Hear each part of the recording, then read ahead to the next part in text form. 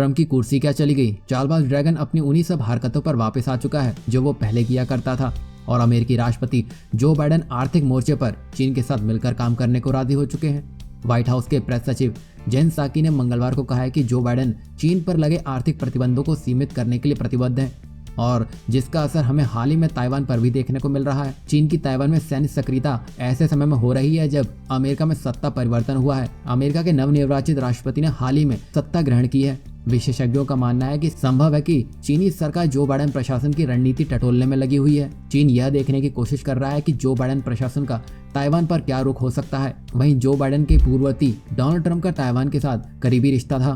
दरअसल ट्रंप प्रशासन के दौरान अमेरिका ने चीन की ओर से भारी विरोध के बावजूद अपने अधिकारियों को ताइवान भेजा और हथियारों की बिक्री में भी वृद्धि हुई। और जब तक अमेरिका के राष्ट्रपति डोनाल्ड ट्रंप थे तब तक चीन के प्रति आक्रामक रूप बनाए हुए थे और ताइवान की मदद कर रहे थे। तब तक तो चीन ताइवान के अन्य देशों के साथ बढ़ते संबंध को सहता रहा था, परंतु जैसे ही अमेरिका में सत्ता परिवर्तन हुआ और चीन के प्रति नरम रुख रखने वाले जो बाइडेन के आते ही चीन एक बार फिर से ताइवान पर अपनी बुरी नजर गड़ा बैठा है। दरअसल यहाँ चीन ताइवान पर कब्जे के साथ ही पूरी दुनिया में सेमीकंडक्टर सप्लाई चेन को बाधित करने की फिराक में है। आप नहीं जानते हैं तो हम आपको बता दें कि दुनिया में ग्लोबल सप्लाई चेन के मामले में ताइवान की स्थिति बहुत ही बड़ी है और मोबाइल फोन की कंपनियों जैसे एप्पल से लेकर कार मैन्युफैक्चरिंग कंपनियां जैसे जर्मनी की वॉल्क्सवैगन, अमेरिका की फोर्ड और जापान की टोयोटा भी इस छोटे से देश ताइवान पर सेमीकंडक्टर चिप के लिए निर्भर है।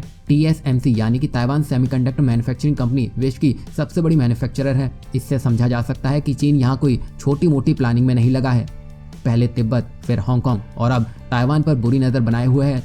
और ये सब बातें तो आप छोड़ ही दीजिए, यहाँ चीन तो रूस के व्लादिवोस्तोक में अपना दावा ठोक चुका है। भारत का लद्दाख ले लें और तो और हालिया सिक्किम में हुई झड़प भी इसी ओर इशारा करती है कि चीन अब रुकने से रहा और ये ताइवान भी अच्छे से समझ चुका है। तभी ताइवान के उपराष्ट्रपति लाई चेंग ने अपने ट्वीट में साफ साफ कहा था कि अभी वो वक्त आ चुका है जब दो देशों को एकजुट हो जाना चाहिए, जिसमें उन्होंने भारत, जापान, ऑस्ट्रेलिया और पलाऊ का नाम लेकर अपनी बात रखी है। और ताइवान ने जिन भी देशों का नाम लिया है वो सब चीन की रग रग से वाकिफ हैं और ताइवान अमेरिका पर अब भरोसा करे या ना करे उसके भी समस्या बाहर है, क्योंकि जो बाइडेन चीन को लेकर आर्थिक रूप से तो नरम पड़ते जा रहे हैं पर सैन्य नजरिए से उनकी तरफ से कुछ हरकत तो जरूर हुई है, पर उससे चीन को रत्ती भर भी फर्क पड़ने वाला नहीं है। तभी यहाँ एक ऐसा गठजोड़ बनाने की आवश्यकता है जिससे चीन और अमेरिका दोनों को यह बताया जा सके कि बस अब और नहीं।